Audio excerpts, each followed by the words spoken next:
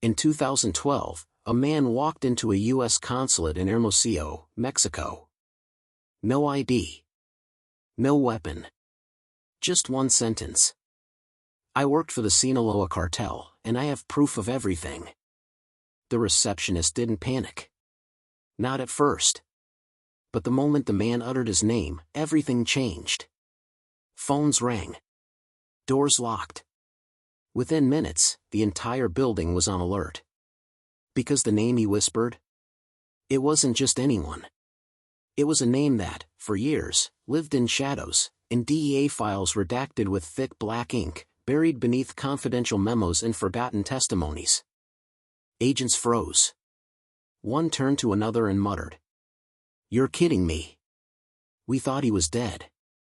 They rushed him into a secure interview room. No handcuffs.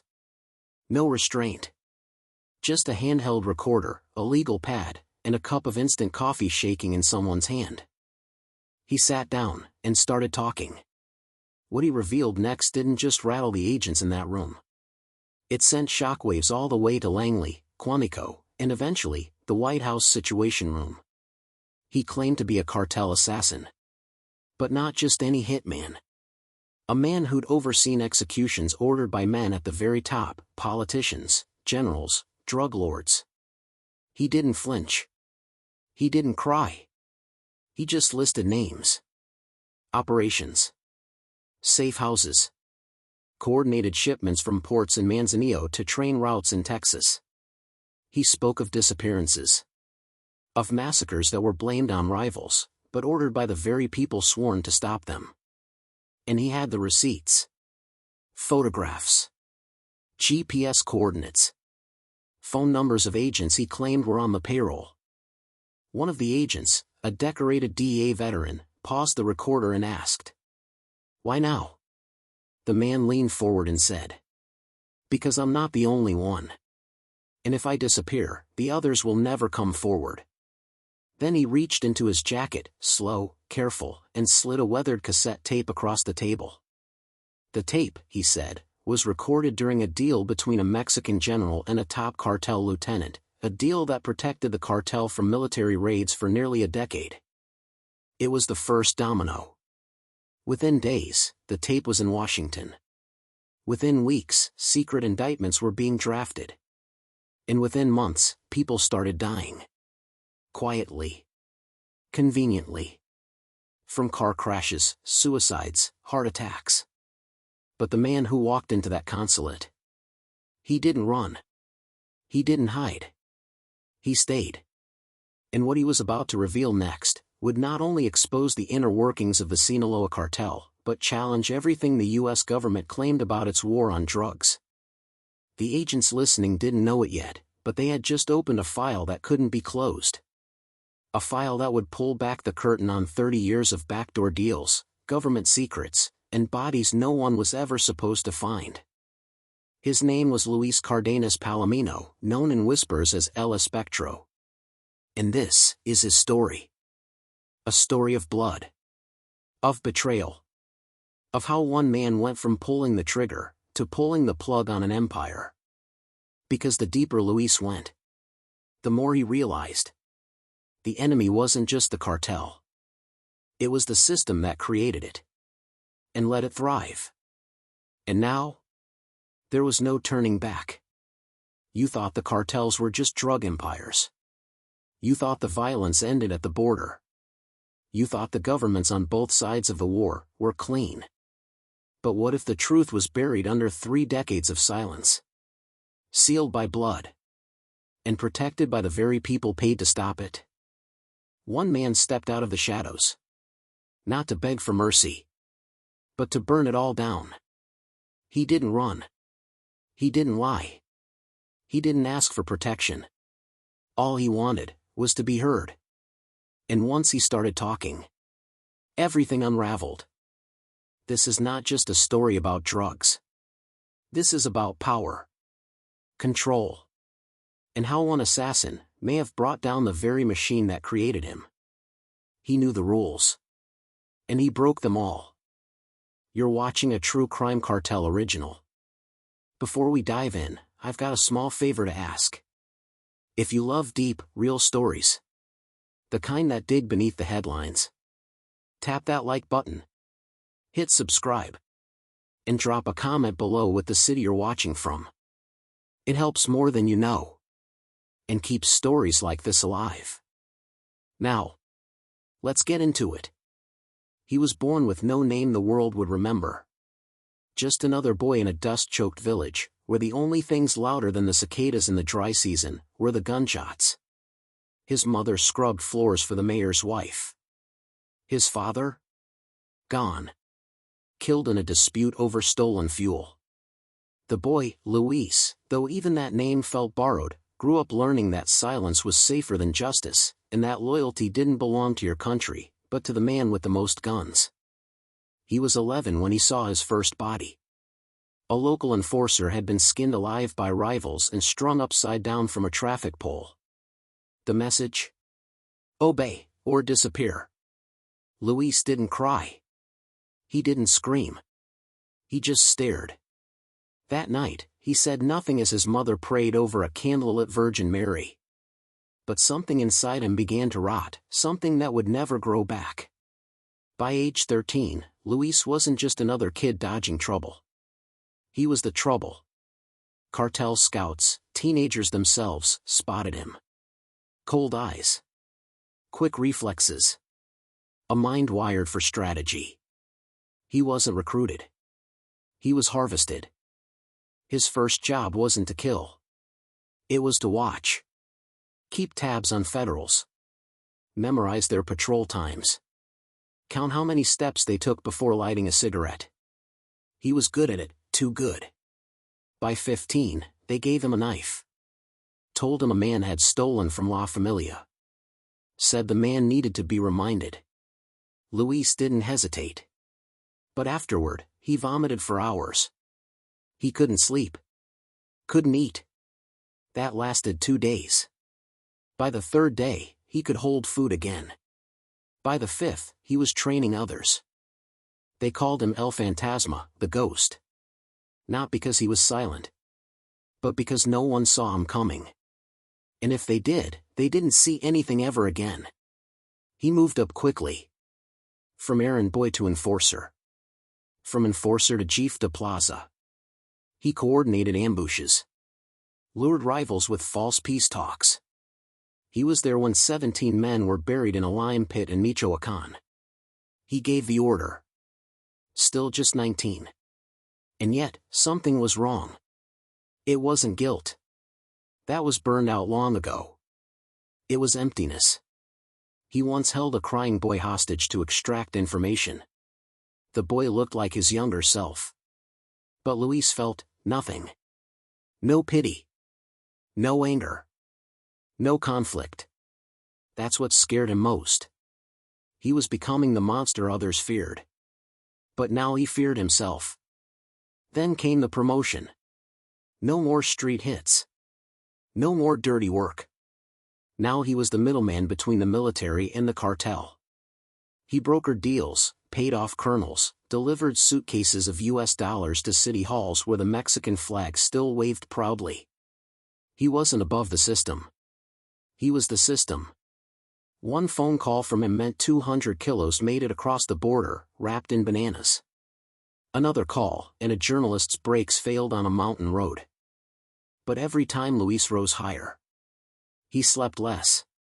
He started seeing the faces. The ones he'd silenced. He heard their screams when the shower ran too long. He felt the trigger pull on his finger even in his dreams. He had everything. Money. Women. Protection. Even a DEA agent was on his payroll. But no one told him how to turn off his mind. No one taught him how to live with ghosts. Then, his brother was kidnapped. Not by enemies. By his own cartel. A warning. Someone believed Luis was too soft. That his recent hesitation in authorizing a massacre meant he was losing nerve. Luis was forced to choose. Order a hit, or they'd kill his brother in front of him. He gave the order. His brother lived. But Luis died inside that night. From that day on, Luis became colder than ever. He ordered deaths by the dozen. No emotion. No hesitation. But he also started leaving notes. Anonymous tips. Coordinates. Warnings that saved lives. A journalist lived because of one. A mayor resigned after another. Someone in the shadows was leaking secrets. And the cartel was growing suspicious. Luis knew what came next. He couldn't run. They would find him. He couldn't stay. They would kill him slowly. And then he did something no assassin ever does. He packed a single bag. Crossed into Sonora. Walked into a U.S. consulate, and whispered one name. The building froze. Phones started ringing. The CIA. The DEA. The Mexican military. Luis had flipped. And he hadn't even started talking yet. The agents didn't believe him at first. Why would they?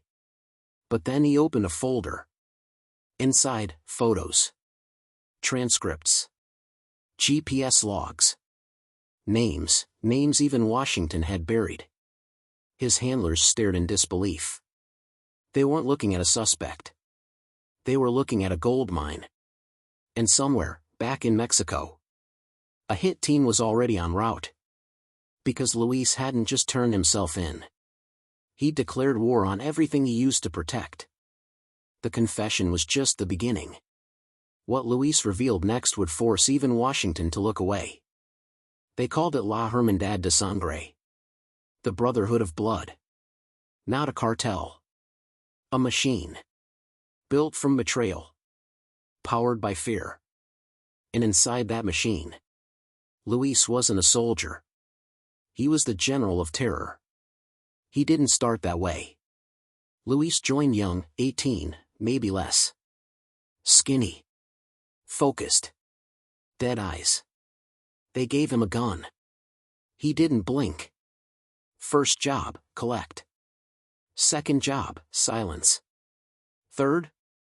Burn the house and leave no trace. He rose fast. Not because he followed orders.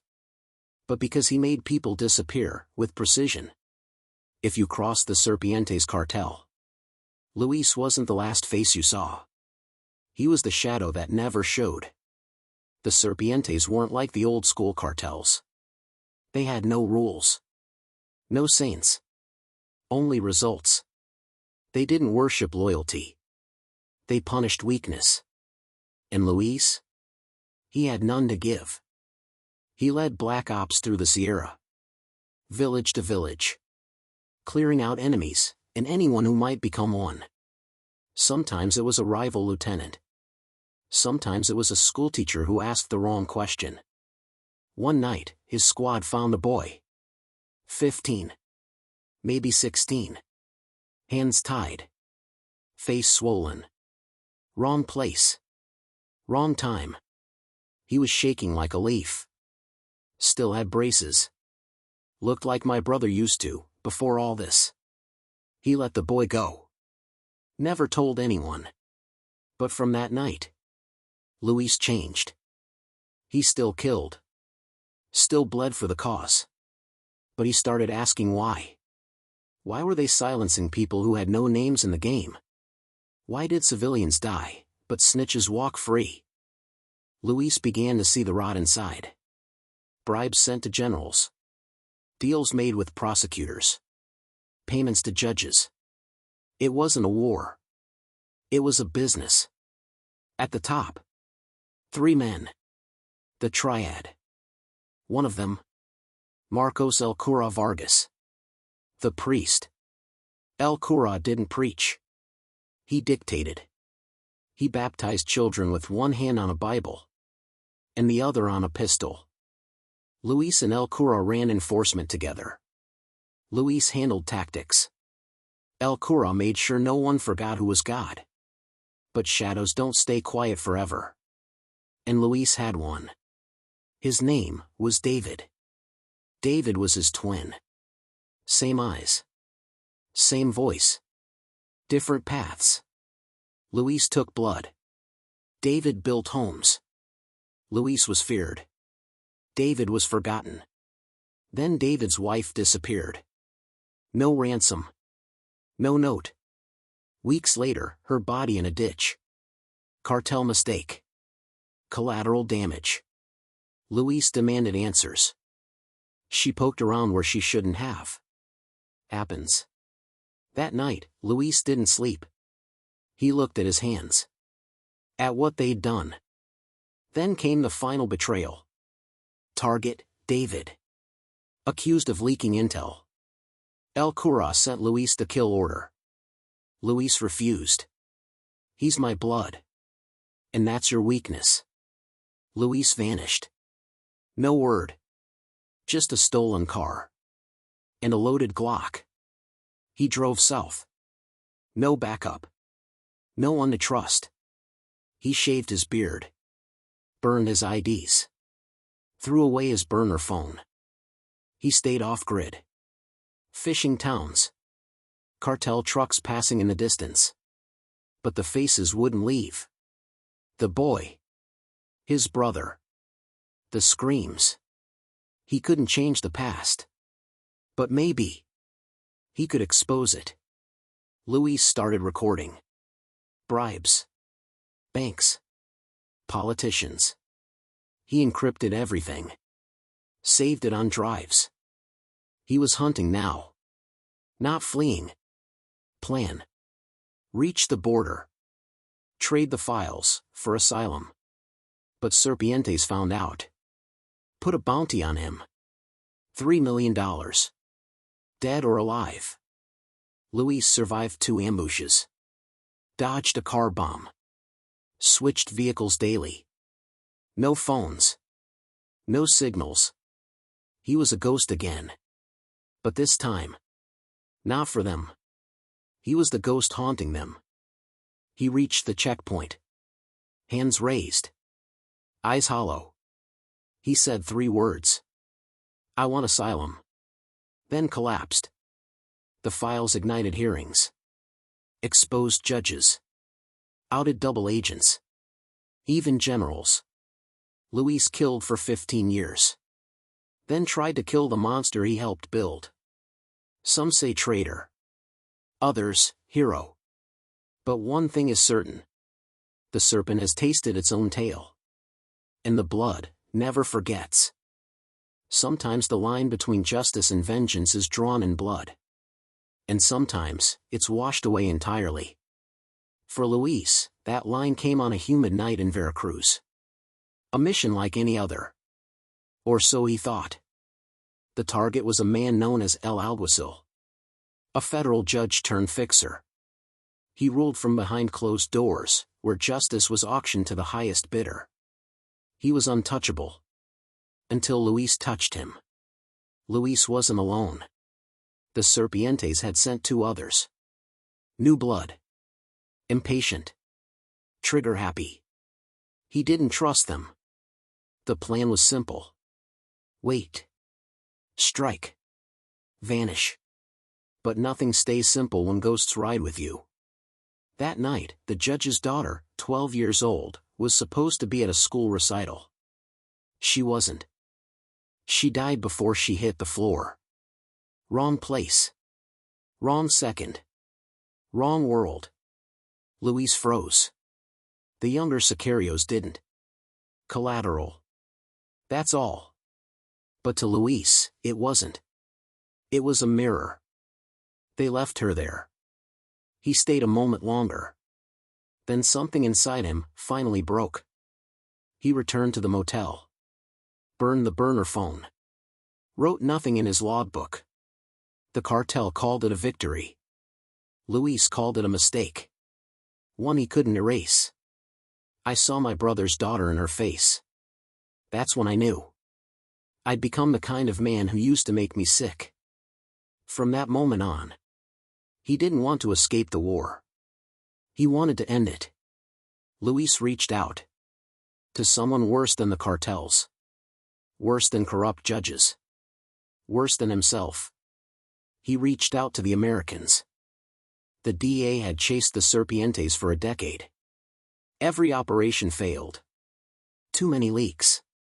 Too many bribes. But now, they had a ghost willing to talk. Not just low-level dirt. Blueprints. Routes. Bank accounts. Kill orders. They called it Operation Viento Negro. Black Wind. Luis was the wind. He gave them names. And proof. In exchange, he wanted one thing. Burn them. Not arrest. Not trials. Burn them. It wasn't justice. It was vengeance.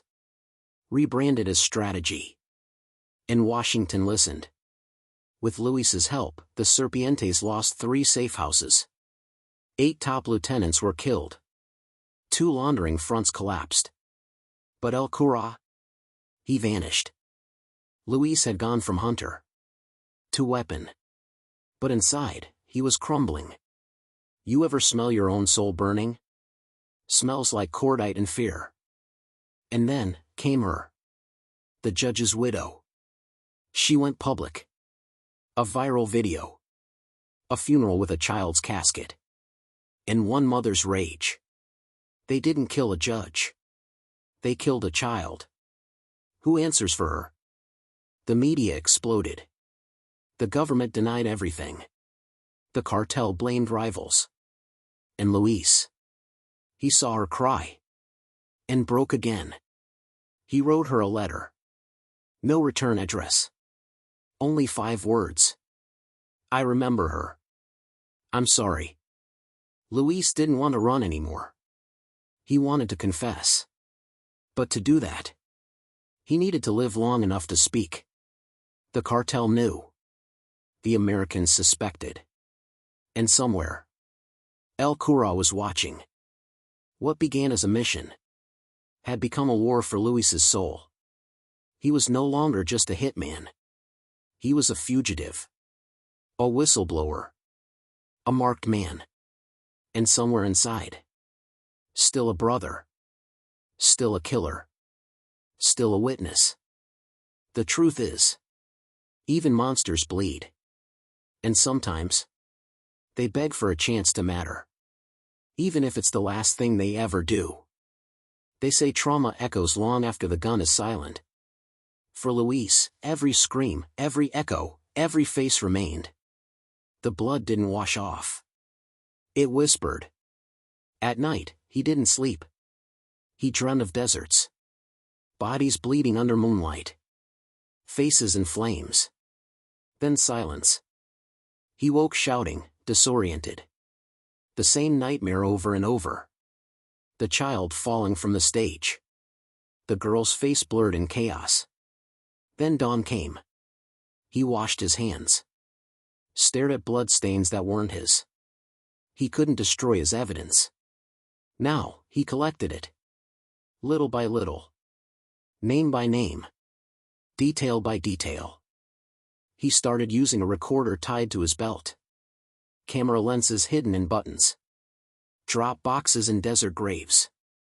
Every whisper mattered now. Memories haunted him. Mother crying after bullets ripped through the street. Father's pistol laid out on a table, shaking hands retrieving it. Luis, too young to understand then, but old enough to know. Violence is inherited. Trauma made a believer.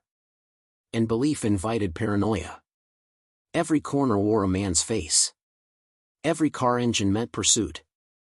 He'd stand at crossroads, scanning. Checking escape routes. Listing betrayals he couldn't forget. His phone screamed one night. Unknown number. A whisper, if you want out, look to the church. Luis followed.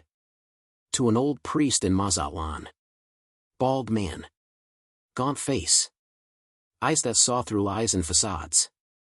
He met the priest at midnight. They spoke without phones. Luis whispered codes.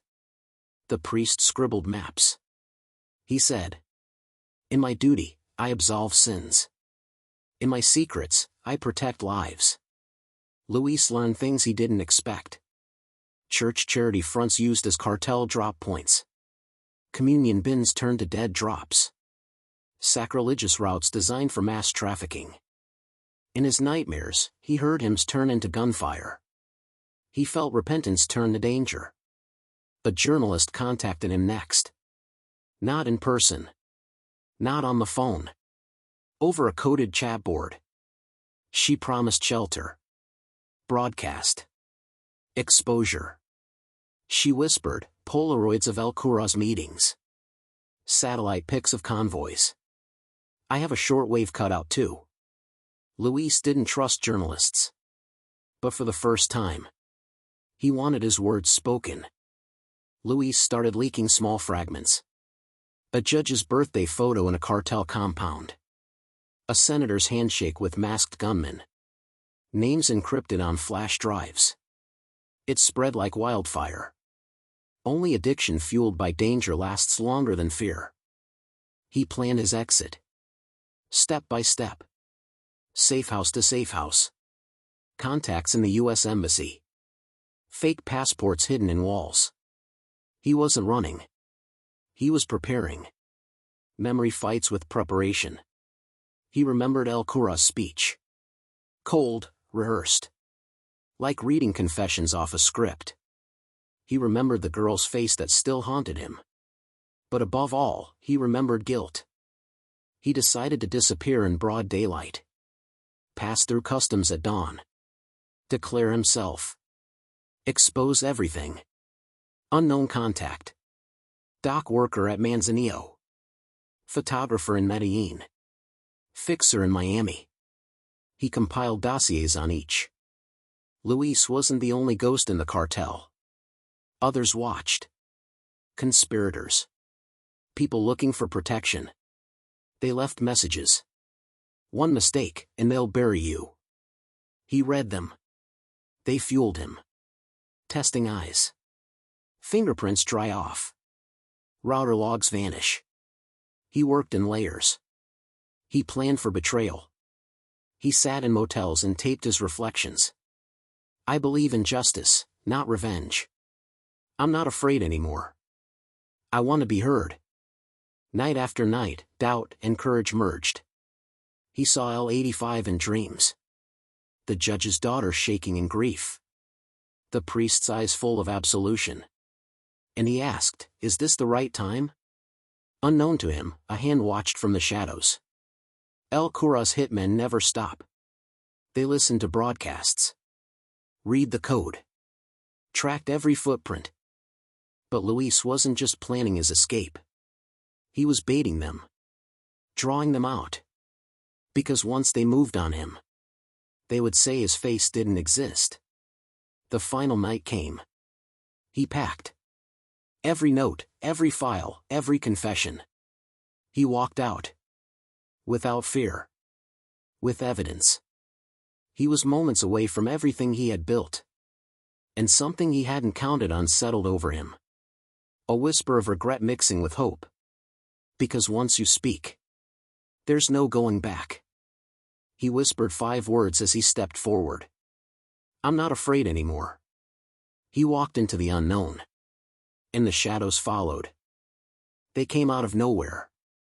2 SUVs flanked his stolen car at 100 kilometers per hour. He slammed the brakes, swerved off the road, tires shredded by roadside spikes. Luis rolled into a ditch, his body torn, his ears ringing from the impact. He didn't wait. He crawled out. Broken ribs. Dislocated shoulder. But he crawled, dragging himself into the darkness. Because he knew what came next. Searchlights skimmed the hills. Dogs barked in the distance. Luis held his breath in a drainage culvert filled with stagnant water for hours. Every minute felt like a year. When he emerged, he had no shoes. No food. No more blood to lose. But he had one direction, north. From Sinaloa. Through Sonora. To the edge of Arizona, Nogales. 3 cartel-heavy states. 3 battlegrounds. And no allies. In Hermosillo, he posed as a farm worker. Picked melons to blend in. One night, a young cartel lookout asked him for a cigarette. He didn't speak, just handed it over and smiled. But his fingers trembled. The lookout stared too long. Luis vanished into the alley before the boy could reach for his phone. By the time he reached Nogales, Luis was unrecognizable. Sunburned. Emaciated. Half-conscious. His feet raw. His lips split from dehydration. But still breathing. Then, he saw it. The American flag. And a small bronze plaque. United States Consulate. He crossed the street. Trucks rumbled behind him, maybe police, maybe worse. He didn't turn around. He collapsed in front of the security booth. The Marine guard thought he was a drunk migrant. Until Luis whispered one sentence through bloody teeth. "I worked for the Sinaloa cartel, and I have proof of everything." Within 60 seconds. 3 alarms. Phones ringing in D.C. CIA analysts, DA brass, and Homeland Security all on the same midnight call. They thought it was a hoax. Until he named names. El Mayo. L85. Mencho. Entire safehouse networks. Corrupt police commanders by badge number. He didn't stop. For 6 hours, Luis gave the single most explosive cartel debriefing in modern history. He broke down codes. Dead drop methods. Satellite-routed money laundering channels. Kill chains from Guadalajara to Kansas. But here's the thing. Even with all he gave up, Luis was never promised safety. Because across the border, in cartel territory, his face was already on a kill order. Luis wasn't just a snitch. He was a liability with a map in his head. And not even the DEA could hide him forever. But what no one expected, not the cartel, not the DEA, not even Luis himself, was what he would do next. Because when you escape hell, sometimes you don't run. Sometimes you crawl back in, with a match. Inside a cold, windowless room somewhere in Arizona, a man sat handcuffed to a steel table. His face was drawn, skin pale from stress and dehydration. The federal agents watching him had been trained to keep their composure, but even they were unsettled. Not by what he looked like, but by what he knew. Luis wasn't some low-level foot soldier. He wasn't even a mid-tier operator. No, he was something far more dangerous. He was a liaison. A connector. A ghost between the cracks of governments and cartels. And now, he was ready to talk. The first name he uttered wasn't a drug lord. It was a politician. You want to know who protected El Mencho's routes through Veracruz? Look at who sat in the governor's office in 2014. The agents froze.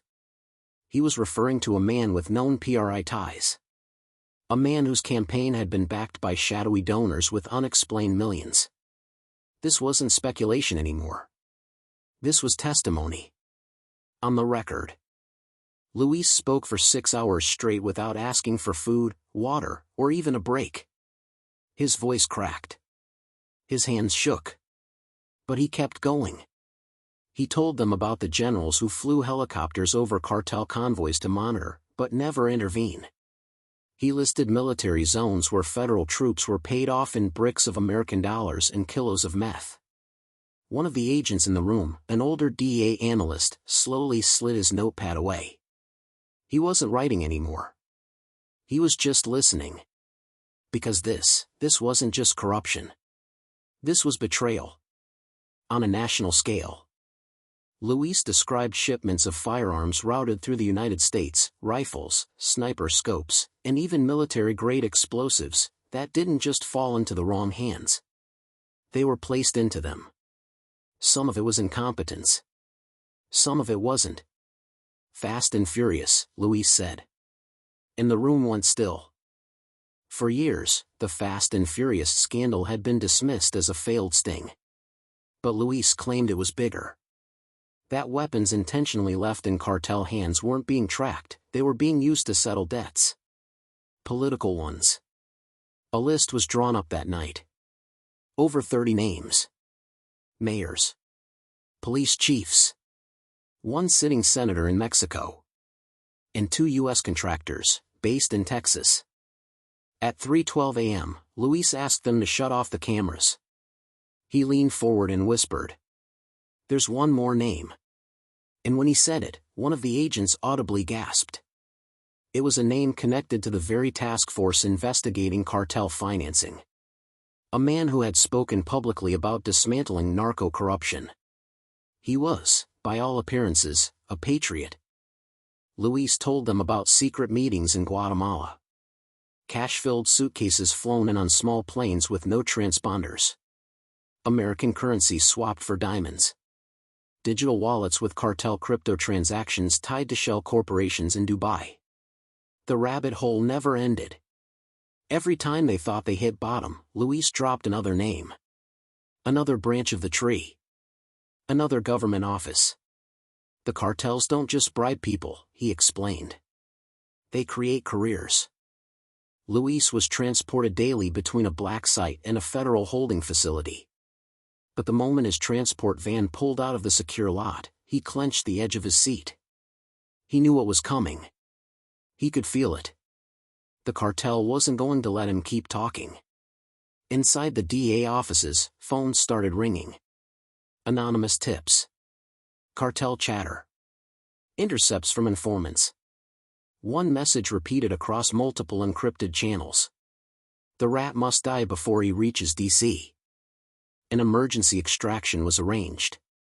Luis would be moved under diplomatic protection, flown to Washington, under an alias, guarded by U.S. Marshals.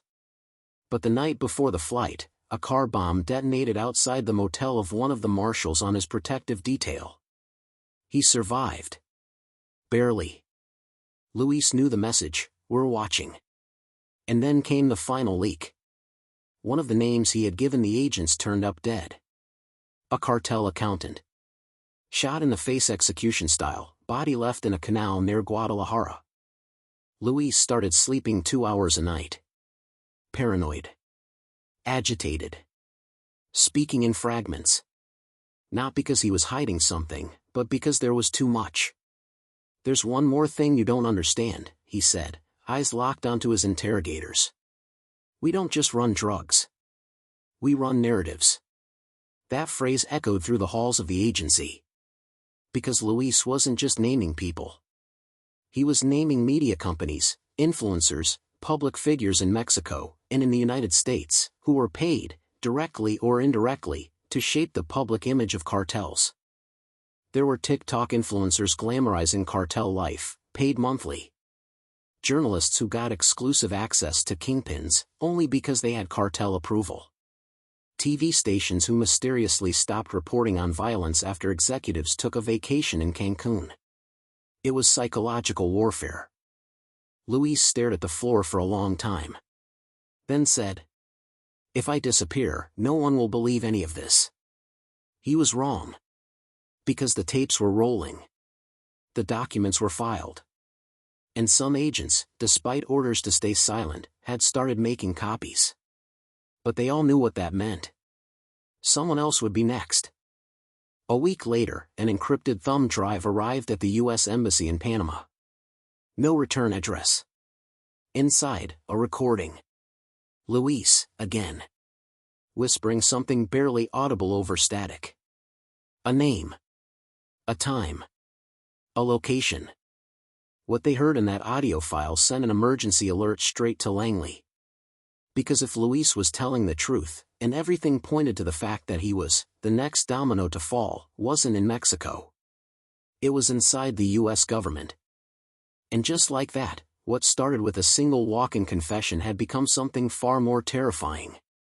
This wasn't just about cartels. This wasn't just about drugs. It was about power. And it was everywhere. And then, the final line, whispered like a warning. "They're inside. And they know you're listening." In the days after the tapes surfaced, silence filled both capitals. In Washington, the intel lit up.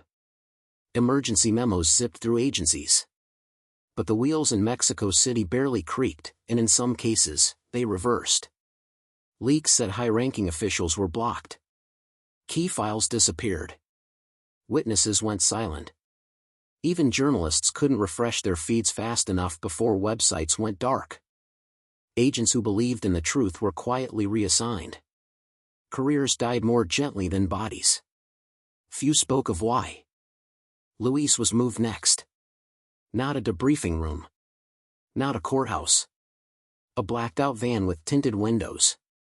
No name tag. No direction. He woke in a bunk in Pennsylvania. A courthouse basement. Blank walls. Single light fixture. No watch. No calendar. They called it secure housing. Others called it limbo. He guessed the time by the sun. He found solace in the small noises, rats scraping, water drip, distant traffic. Days turned into weeks. Agents rotated. Same questions repeated. Files on screens stayed redacted. He was never told why. Only kept reading in office logs. Coordinated flight cancelled. Source console risk. Nominal clearance review pending. Luis wondered, did they save him or silence him? He found the news one morning. A Mexican judge indicted on bribery charges. Another high-ranking military official quietly suspended. But no one connected the dots. No one pointed to Luis. He found names similar to his disclosures listed. One file labeled Operation Spectre was filed under classified U.S. arms trafficking. But that file stayed buried. A librarian entered it once, and never again. Luis was told to sign a statement, "I will not contact media. I will not contact press. I will comply with federal orders indefinitely." He signed. A pen slid into his palm. Good behavior equals extended housing. No release date. Months passed. Then years. He became a ghost. In Mexico, reports surfaced about bodies found at sea. Others claimed a dead man walking. Still others whispered he was ex-CIA, disappeared after completing the mission. Luis watched all of it unfold through Home Alone TVs or confiscated newspapers. No internet. No contact. No validation. Until the day everything unraveled. One night, lights flickered in his cell. Windows rattled. Door crack turned slowly. A black SUV idled outside the building. He checked the guard rotation. None were posted. A scanner beeped upstairs. No footstep. No voice. He held his breath. Then silence. No knock. No message. Just the faint hum of radio static. When he woke, it was gone. The next morning, orders came. He would fly to Washington. Meet with senior advisor. Participate, reportedly, in congressional hearings. But that flight never happened. Months later. He sat in a cafe outside his safe house. Scrambled eggs. Wheat coffee. No cameras. Two men approached. Black suits. No badges. They slid across the table a sealed envelope. No name. Inside, a list. Names again. Longer than before. Media, police chiefs, DA handlers. Even GOP donors. Signed. Not by him. But by a friend. Luis realized then, someone inside needed him, or needed to control him. He folded the list. The question echoed. Are they protecting him? Or protecting themselves from him? Then came the deal offer. Silence. Disappearance. Cash. Identity. Freedom. Or truth. A stranger texted. Tell your story. We will broadcast. We will pay you. Or we will kill everyone who hears it. Luis looked at the phone. Then the envelope. Hand steady. Breath shallow. He typed one word. Yes. And that night, they came. Because when someone with every secret banks on one night, you pray they don't fail. They say loyalty is the last refuge of traitors. But in Sinaloa, loyalty often became the weapon. In this chapter, Luis reveals a truth deeper than drug routes, cartel killers carrying badges, intelligence operations entangled with narco finance, and how the very institutions sworn to fight crime were playing the game. Luis first saw it in black and white, the official roster of Culiacan police. Nearly half the officers had criminal proceedings tied to them: arson, torture, disappearances. Still patrolling the streets. He found payroll lists paid in cash, not pesos. Dollars. Bundles labeled protection. At least 10 precincts. Small towns. Big charges. He knew how it worked. The local chief would send a sicario to kidnap a rival. Local police showed up just in time. Took pictures. Collected bodies. Prosecuted the victim. Then got paid for solving the crime. He knew names of officers. Sergeant Solis, arrested 12 times for torture. Now Deputy Security Chief. Comandante Vega, accused in 3 disappearances. Never charged.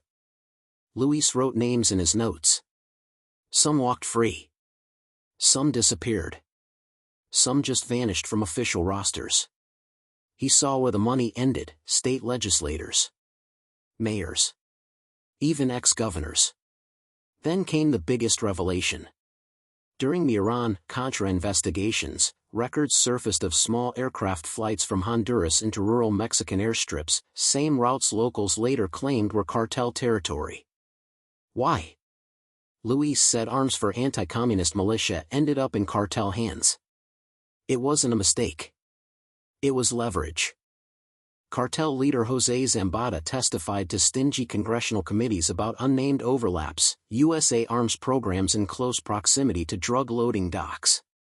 Luis handed DA the audio transcripts. Every anonymous witness line. But nothing happened. Why? Because the machinations were deeper. People in Washington didn't want full disclosure. They controlled the narrative. Luis provided spreadsheets. Contractor payments. Defense consultancy fees. Funds meant for anti-drug units, diverted to cartel safe houses. The money came from HUD grants. From non-profit contracts under auspices of community building. Yet ended up funding narco-run neighborhoods. He watched the men he exposed walk free. Comandante Vega not only walked. He was promoted. Under him, Sinaloa's homicide rate dropped, on paper. Because corpses disappeared before they hit morgues.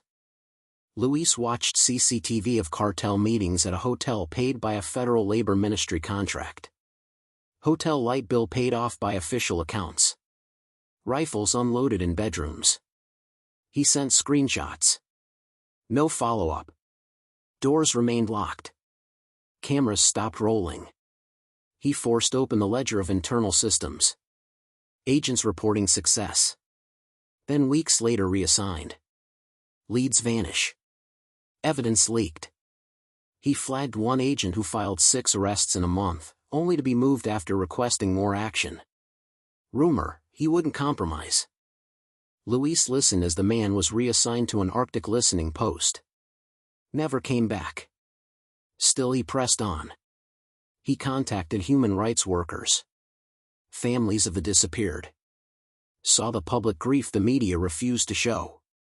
In 2014, when a Zetas-linked informant claimed police used forced disappearances as cleanups, journalists reported it as rumor. Not fact. Luis sent them evidence. Luis watched as his files strengthened calls for reform. Some police units disbanded. New oversight implemented. But the same names re-emerged in shadow roles: security consultants, private investigators, advisory boards. Public oversight remained powerless. In 2019, a separate cartel espionage case exposed a paramilitary squad trained inside Mexican army facilities. Luis had given the location coordinates. Photos of bases. Digital footprints. He mapped routes. Still no arrests. Luis understood what it meant. The system protected them, for now. Prestige over prosecution. Then came 2020. The national cartel boss, once safe from extradition, was arrested in Mexico City under heavy guard. Public praised justice. Celebrities tweeted. But Luis saw the pattern. It wasn't justice. It was theatrical exchange, handing the poor to the press so the rich stay hidden. Luis forwarded video evidence of shadowed consortium meetings. He proposed whistleblower status. He asked for protection. He got obscure emails. No real safeguard. He realized he wasn't protected. He was monitored. A new question formed. They gave him safe housing. They gave him new identity.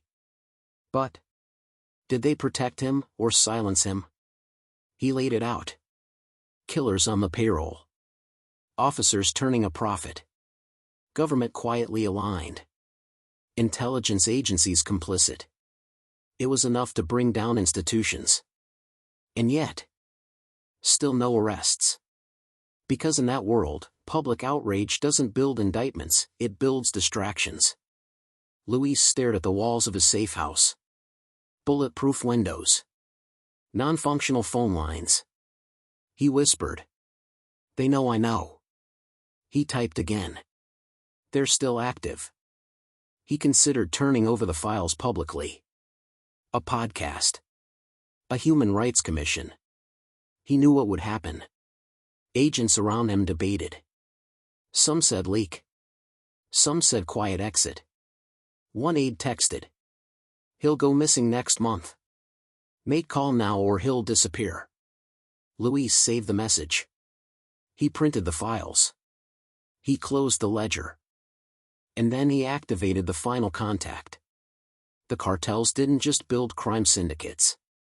They built invisible kingdoms. With vassals in uniforms. Media presenters. Policy advisors. Luis exposed them. Publicly or quietly. And no matter how deep the conspiracy, someone presses record. Someone hears the whisper. And someone tries to stop the sound. He watched the news cycle kill the story. He saw the big names remain untouched. Then a final message appeared. If they walk free, it's because we let them. In the silence that followed, the truth became the last thing anyone wanted to hear. By now, he had confessed to murder, betrayal, and cartel secrets that cracked open the underbelly of two nations. But this next chapter wasn't about what he did. It was about what he knew. And what he knew could have burned the whole system down. He named not just drug lords, but influential politicians, army generals, US-based arms brokers. A sealed interrogation file revealed he'd described an unnamed presidential candidate in Mexico allegedly funded by laundering cartel cash. He claimed suitcases of dollars had been handed to senior military officers in exchange for safe corridors. He testified to being witness to negotiations in a Panama ranch, U.S. contractors, Mexican intelligence officers, and the cartel overlord El Blanco forming a ceasefire pact, part of a U.S. shielded drug funnel. Agents shuddered. This wasn't rumor. This was first-hand. Despite his testimony, many case files vanished. Key agents were reassigned, 2 backups deleted. His testimony included video footage, showing a Mexican senator socializing with cartel figures inside a U.S. embassy party in 2013, but the files were classified. The man in the camera was him, bearded, hollow-eyed, clutching a rosary. He said, "They don't just bribe governments, they build them."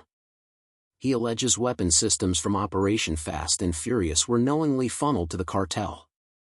The tape ends with, "I held the gun. Now I hold their names." The video vanished within hours. Those who even mentioned it online began receiving legal threats. The journalist who published screenshots was shot days later outside his office. Then came a cold letter. Postmarked from Canada, sent to human rights monitors. "I tried to fight from the inside. If I disappear, remember this is not over." Signed only, the man who knew too much. No confirmed death. Just rumors. Firefighters found scorched remains in an Arizona safe house in 2020. Among the ashes lay a melted silver rosary. DNA inconclusive. In 2021, an anonymous journalist in Spain received a USB labeled C7419. Inside, detailed maps, logs of cartel payments, transcripts of meetings. He found a blueprint for a private military firm operating from Colombia to the Middle East, tied to a name Luis mentioned once as safe asset. Luis said repeatedly, "I didn't kill them all. But they all fear my truth." The files confirm, Pentagon contractors, DA informants, vetted narco affiliates. Still, the story faded in mainstream headlines. Officials claimed sovereignty issues, not lack of evidence. Final message: if they walk free, it's because we allow it. He had become a ghost. Not erased, but untraceable. If he was alive, he'd watch the faces of men he exposed continue their fallen reign. If he was dead, he'd become a reminder that sometimes truth is more dangerous than gunfire. He became the story. And then, he disappeared. We've traced the life of a man who lived and died inside the belly of the beast. He confessed to murders, exposed betrayals, and dragged the darkest secrets of two nations into the light. But now, in this final chapter, we must ask the hardest question of all. Why do the cartels never die? He gave us names, coordinates, timelines, videos. He exposed the operations, the networks, the corruption. He begged for action. And yet today, cartel power is stronger than ever. More money, more weapons, more reach. The cartels no longer hide in the shadows. They wear suits, run companies, finance elections, buy silence. In the aftermath of his testimony, U.S. and Mexican officials promised reforms. Press conferences were held. Task forces announced. And then? Silence. The files he handed over, the ones linking politicians to narco cash, connecting the CIA to off-book ops, revealing U.S. weapons routed to cartel hands, were sealed. Vanished. Or lost. His revelations didn't end the system. They exposed it. And that was more dangerous. Cartels have evolved. They are now brands, banks, ballot boxes. They don't just buy protection. They are the protection. Luis wasn't a hero. He was a killer. But for a moment, just a moment, he tried to become a witness. And he was ignored. Because what he revealed was only the surface. Look around. Fentanyl overdoses rising in the U.S. Politicians with cartel money in their campaigns. Mayors assassinated in Mexico, live, on camera. The same names, the same blood trails. They used to cross borders with trucks. Now they cross them with apps, shell companies, political immunity. And nobody's pulling the curtain back anymore. He tried to warn us. He said, "They don't run from justice. They run it. We had the proof. We saw the rot. We just looked away. Maybe he's still out there. Maybe he's buried in an unmarked grave." But his story, the story of what he saw, was never about one man. It was about a system that protects power, even when it's soaked in blood. He pulled back the curtain. And what we saw, we chose to ignore. Based on public record testimony, declassified files, and open-source investigations. No names have been changed. Because in this world, names are power. He gave us names. He gave us faces. He gave us the truth. And we turned away. But the silence didn't kill the cartels. It protected them. It fed them. And what he exposed was just the beginning. Because next time, we follow the trail straight into American airspace. A pilot. A duffel bag full of cash. And a plane packed with cocaine, flying straight into the U.S., with no one stopping it. Why? Because someone wanted it to get through. Someone in the shadows of Washington. Before you go, Ask yourself. Do you think Luis made it out? Or did he get too close to something no one's allowed to touch? Comment below. Do you think he's alive? Hit like if you want more of the stories nobody wants to tell. Subscribe and turn on the bell, because this rabbit hole only goes deeper. Because down here, truth gets buried deeper than the bodies.